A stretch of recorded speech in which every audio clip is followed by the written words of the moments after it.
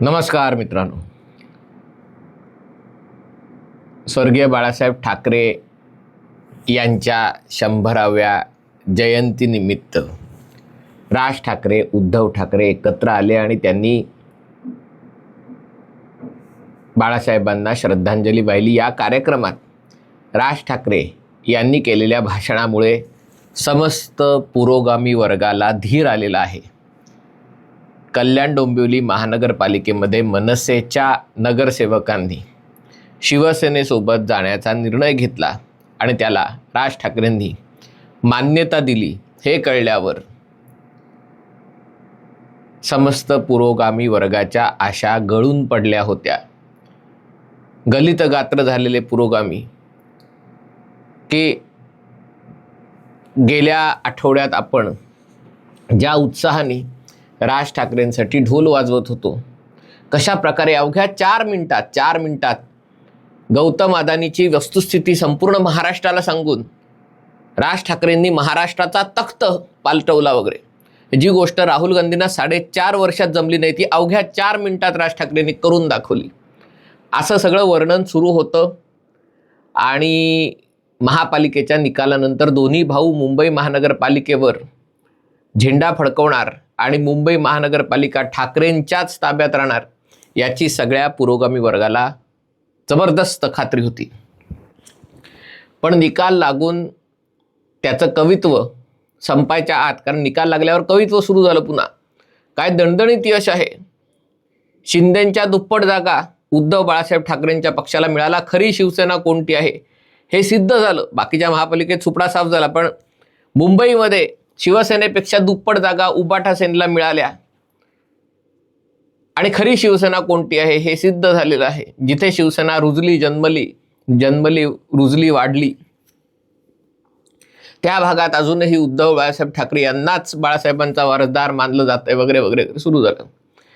आता हे सुरू असताना जेव्हा कल्याण डोंबिवलीमध्ये 5 नगरसेवक मनसेचे शिवसेनेसोबत गेल्याची बातमी आली आणि उबाटा सेनेच्याही नगरसेवकांमध्ये चलबिचल सुरू झाली, त्यातले काही नॉन रिचेबल झाले आणि मुंबईतल्याही एका नगरसेविका कुठेतरी गायब झाल्या उबाटा सेनेच्या आणि नंतर त्या मिळाल्या। नंतर ते काय, त्याच्यात काही बातमी अशी काही नाही आहे, पण त्यामुळे सगळे गलित गात्र झाले होते की राज ठाकरे भूमिका बदलतात हे माहिती होतं, पण एवढ्या लवकर 2 दिवसात भूमिका बदलली। आणि त्यामुळे कालच्या कार्यक्रमात राज ठाकरे निघून भाषण केलं आणि सांगितलं की राजकारणात कधीकधी लवचिक भूमिका घ्यावी लागते। महाराष्ट्र टाइम्स, पत्र नवे मित्र, त्यांनी त्या लवचिकचाही दुसरा केला, चीक करून टाकला। हे लवचिक कशाला म्हणावं हेही त्यांना बहुतेक न कळल्यामुळे फ्रंट पेजवर, पण हा लवचिकपणा माध्यमांसाठी हुरूप वाढवणारा ठरला। कारण जी गोष्ट कल्याण डोंबिवलीमध्ये झाली ती आपल्या वैयक्तिक स्वार्थासाठी किंवा फायद्यासाठी नाही, कधीकधी असा लवचिकपणा दाखवावा लागतो। अशा सूचक वक्तव्यातही यांना धीर आला। पण मला एक कळत नाहीये, कल्याण डोंबिवलीमध्ये असं नेमकं काय झालंय? म्हणजे तिथे काही भाजप आणि शिवसेना यांच्यामध्ये फाटलंय का? किंवा कल्याण डोंबिवलीमध्ये असं ठरलंय का की एकत्र युती करून लढलेले भाजप आणि शिवसेना निवडणुकीनंतर युती करणार नाहीत? म्हणजे भाजपाला 50 जागा मिळाल्या, शिवसेनेला 53 जागा मिळाल्या, पण तरी देखील युतीत लढलेल्या आणि 50 जागा मिळवलेल्या भाजपाची सत्ता न स्थापन करता मनसेच्या 5 नगरसेवकांसकट शिवसेना सत्ता स्थापन करील। म्हणजे ह्याच्या मागे लॉजिक काय हेच मला कळलं नाही। पण या पुरोगामी वर्गाच्या दृष्टीने याच्यात त्यांना एकनाथ शिंदेंच्या संभाव्य बंडाची रुजुवात झाली असं वाटायला लागलं की बघा, जर कल्याण डोंबिवलीमध्ये मनसेचे जर 5 नगरसेवक आले आणि नंतर उबाठाचे 7-8 नगरसेवक आले, तर मग शिवसेनेला उबाठा सेना आणि मनसेच्या म्हणजे जुन्या सगळ्या शिवसेनेच्या मदतीने स्वतःच्या ताकदीवर सत्ता स्थापन करता येईल. ठाण्यात तर ते झालेलंच आहे. पण ठाण्यात भाजपाला आत्तापर्यंतचं सगळ्यात जास्तीचं यश मिळालेलं आहे, जास्त यश मिळालेलं आहे. परंतु शिवसेना स्वबळावर सत्ता स्थापन करू शकते. भाजपाच्या पाठिंब्याशिवाय ही शिवसेना सत्ता स्थापन करू शकते. आणि मग मुंबई महानगरपालिकेमध्ये पुन्हा हे तिघजण एकत्र येऊन भाजपाला दूर ठेवून सत्ता स्थापन करू शकतील. म्हणजे उबाटा सेनेचे 65 आणि मनसेचे 6 आणि शिंद्यांचे 29 आणि मग काँग्रेस, शरदचंद्र पवार वगैरे सगळेजण एकत्र येऊन भाजपाला दूर ठेवतील. किती दुर्दम्य आशावाद हा. आणि म्हणूनच या सगळ्याला लवचिकता, राज ठाकरेंची लवचिकता असं गोंडस नाव देऊन सगळे मोकळे झाले. पण मला एक कळत नाही आहे की जर 120 नगरसेवकांच्या महापालिकेत शिवसेना आणि भाजपा मिळून 103 होत असतील, तर मनसेचे 5 नगरसेवक आले तरी त्यांना शेवग्याच्या शेंगांचा तरी भाव मिळणार आहे का? म्हणजे महायुतीच्या झाडावर लटकलेल्या शेंगांसारखी त्यांची अवस्था असणार आहे. त्याला फारसं काही का त्यांना उपमहापौरपद मिळणार आहे का स्थायी समिती सदस्यत्व पद मिळणार आहे? काही मिळणार नाही आहे. त्या नगरसेवकांनी केलं आहे कारण त्यांच्याही घराला तळघरं आहेत आणि ही तळघरं निवडणुका लढता लढता रिकामी होतात. भाजपासारखी इतर पक्ष आपल्या उमेदवारांना कुमक पाठवत नाहीत. भाजपा उमेदवार निवडतो आणि उमेदवाराला लढायला आर्थिक पाठबळी देतो. बाकीच्या ठिकाणी फक्त लेना बँक असते, देना बँक नसते. आणि त्यामुळे निवडणुका लढून जिंकल्यावर जो खर्च वसूल करायचा त्याच्यासाठी लोकांची सेवा करणं अपेक्षित असतं.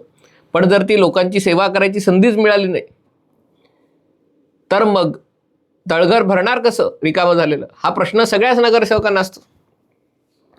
आणि त्यामुळे सत्ताधीश पक्षांची जुळवून घेणं हे स्वाभाविक असतं. जरी तुम्ही विरोधी पक्षात बसला असला तरी एक आळीमिळी गुपचुळीचं राजकारण महापालिकेत सगळीकडे असतं. कुठल्या मुद्द्यावर विरोध करायचा, कुठल्या मुद्द्यावर सांभाळून घ्यायचं आणि मग सगळ्यांनी एकमेका सहाय्य करू अवघे धरू सुपंथ, ही लवचिकता राज ठाकरेंनी आपल्या नगरसेवकांना शिकवायची गरज नाही आहे. भाजपानेही शिकवायची गरज नाही. शिवसेना, काँग्रेस, राष्ट्रवादी कोणी शिकवायची गरज नाही. कारण ही लवचिकता सगळ्या पक्षाच्या सगळ्या नगरसेवकांमध्ये महापालिकेच्या स्तरावर कायम असते. आतापर्यंत ती होती, आहे आणि राहणार आहे. आणि मग जर हा निर्णय असेल तो व्यक्तिगत स्वार्थासाठी किंवा फायद्यासाठी घेतला नाही असं जर राज ठाकरेंचं म्हणणं असेल तर मग 2012 साली भाजपाने जेवढा गुजरातचे मुख्यमंत्री नरेंद्र मोदी यांचा प्रचार केला नाही तेवढा प्रचार राज ठाकरेंनी गुजरात दौरा काढून केला. ते वैयक्तिक स्वार्थासाठी किंवा राजकारणासाठी होतं का? तेही वैयक्तिक स्वार्थासाठी नव्हतं. एक उदात्त भावनेने केलं होतं की बघा गुजरातचा कसा विकास होतोय आणि महाराष्ट्राचा गुजरातच्या धर्तीवर विकास झाला पाहिजे. 2014 साली नरेंद्र मोदींच्या नेतृत्वाखाली भाजपाला पाठिंबा देणं, 2019 साली त्यांच्या विरोधातला बिनीचा उमेदवार होणं म्हणजे प्रचारक होणं, सगळ्या देशभरात लाव रे तो व्हिडिओ करणं, 24 साली पुन्हा पाठीराखा होणं, 24 विधानसभेला विरोधात म्हणजे स्वतंत्र भूमिका घेणं आणि आता महापालिकेच्या निवडणुकात पुन्हा एकदा कट्टर विरोधी होणं, या ज्या सगळ्या भूमिका बदलल्या त्याला लवचिकता म्हणायचं का नाही म्हणायचं? का जे कल्याण डोंबिवलीमध्ये झालं ती लवचिकता आणि हे जे सगळं गेल्या 20 वर्षात झालं पक्षाच्या स्थापनेपासून ते ध्येय धोरणाचा भाग होता. मला असं वाटतं याचं उत्तरही आपण अपेक्षित ठेवू नये. कारण राजकारण हे लवचिकताच म्हणजे राजकारणात जर कुठला एखादा स्थायी भाव असेल तर ती लवचिकता हाच तो स्थायी भाव आहे. आणि त्यामुळे राज ठाकरेंनीही जे मनसेच्या माध्यमातून जे काही 20 वर्षात केलं त्यात लवचिकता होतीच. मुद्दा असा आहे की या 29 महापालिकेच्या निवडणुकांनंतर जरी कितीही भाजप आणि शिवसेनेमध्ये कुरबुरी असणारच, स्वाभाविक आहे. कारण एका प्रकारे शिवसेनेसाठी मुंबईमध्ये अपेक्षाभंग झालेला आहे. त्यांना किमान 40-50 जागा जिंकण्याची अपेक्षा होती, त्याच्यावरनं हा आकडा 30 वर आला आहे. आणि त्यामुळे त्यांच्यापुढे मुंबईत आपल्या पक्षाला स्थान राहील का नाही हा प्रश्न पडणं स्वाभाविक आहे. ठाण्यामध्ये त्यांच्याकडे एखादी सत्ता आलेली आहे म्हणजे स्थापन करू शकतात. कल्याण डोंबिवलीमध्ये ते जोडतोड करून सत्ता स्थापन करू शकतात. पण एकनाथ शिंदे एवढेही नासमज नाही आहेत की आपलं राज्यातलं उपमुख्यमंत्रीपद, केंद्रातली मंत्रिपद, नगरविकास मंत्रिपद, ही सगळी मंत्रिपदं राज्यातली सोडून देऊन मुंबई महानगरपालिकेत उबाटा सेनेचा महापौर बसवायला. का तर म्हणे भास्करराव जाधवांनी आवाहन केलंय म्हणून.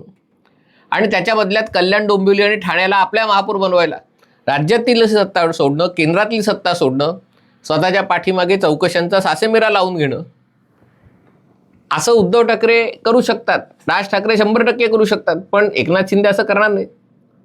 ते करणार नाहीत म्हणूनच ते राजकारणात यशस्वी झालेत. आणि राज ठाकरेंची अवस्था, उद्धव ठाकरेंची अवस्था आज जी झालेली ती त्याच्यामुळे झालेली की भावनेच्या द्वारे राजकारण करून राजकारणात यश मिळतंच असं नाही. आणि ही जर वस्तुस्थिती बदलणार नसेल तर मग ही लवचिकता दाखवली तरी मनसेचा नेमका कोणता फायदा होणार आहे? एकच फायदा होईल की विरोधात बसले असते तर कल्याण डोंबिवलीमधले ते 6च्या 6 नगरसेवक भाजपात किंवा शिवसेनेमध्ये विलीन झाले असते, पक्ष सोडून तिथे गेले असते. आणि ते होऊन न देण्यासाठी त्यांनी शिवसेनेला पाठिंबा दिलेला आहे, ते मान्य झालेलं आहे. अन्यथा या सगळ्या गोष्टी जर तरच्या आहेत. खरा मुद्दा असा आहे की पुढची 4 वर्ष विरोधी पक्षात बसून महाराष्ट्रात मराठी, देशात हिंदू, जगात कदाचित मानव म्हणून काय भूमिका मनसे घेणार आहे, शिवसेना उबाठा घेणार आहे. म्हणजे असं बोलतात हा स्थानिक पातळीचा निर्णय, दोन्ही स्थानिकच पक्ष आहेत. महाराष्ट्रातही प्रचाराला कुठे गेले नाहीत मुंबईच्या बाहेर. मुंबई, ठाणे, एक नाशिकची सभा सोडली तर. आणि त्यामुळे हा स्थानिक पातळीचा निर्णय म्हणजे स्थानिक पातळीवर त्याच गोष्टी आहेत. आणि त्यामुळे ही लवचिकता बोलायची गरज नाही आहे, ही लवचिकता सातत्याने दिसते. भाजप आजही करतोय, तेही लवचिकता आहे. छगन भुजबळांवरचे आता ते दोषमुक्त झाले म्हणून, तो ईडीनी त्याच्यावर हे केलं म्हणून अनेकांना राग आलेला आहे. इतर आयाराम गयारामना भाजपा स्वतःच्या पक्षात घेते, या गोष्टी करते, त्यातही भाजपाच्या समर्थकांना अनेकांना ते आवडत नाही, राग येतो. पण इथेही समजून घेण्यासारखी गोष्ट ही असते की जेव्हा तुम्हाला देशासाठी काही अजेंडा पुढे घेऊन जायचं असतं आणि ते करण्यासाठी तुम्हाला बहुमत लागणार असतं, ते करण्यासाठी तुम्हाला स्थैर्य लागणार असतं, तेव्हा ही लवचिकता दाखवायची असते. भाजपा ही लवचिकता दाखवतो. त्याच्यासाठी पदरी भाजपाच्याच समर्थकांकडनं वेळोवेळी भाजपाला बोल लावले जातात. पण तरी भाजपा वैचारिक चौकट न बदलता लवचिकता दाखवूनच पुढे जात असतो. आणि त्यामुळे या लवचिकतेचं एवढं सगळं कौतुक करायचं, त्यातनं मनसेला नेमकं काय मिळणार आहे? उपमहापौरपद मिळणार आहे, स्थायी समितीपद मिळणार आहे, आणि उद्धव ठाकरेंच्या सोबत जाऊनही आणि 3.5-4 वर्ष विरोधात बसूनही नेमकं राज ठाकरेंना काय मिळणार आहे याचा सारासार विचार करायची गरज आहे. हा व्हिडिओ आपल्याला आवडला असेल तर कृपया लाईक करा, शेअर करा आणि चॅनल सबस्क्राईब करण्याची विनंती. तुर्तास इथेच थांबतो. पाहत रहा MH48.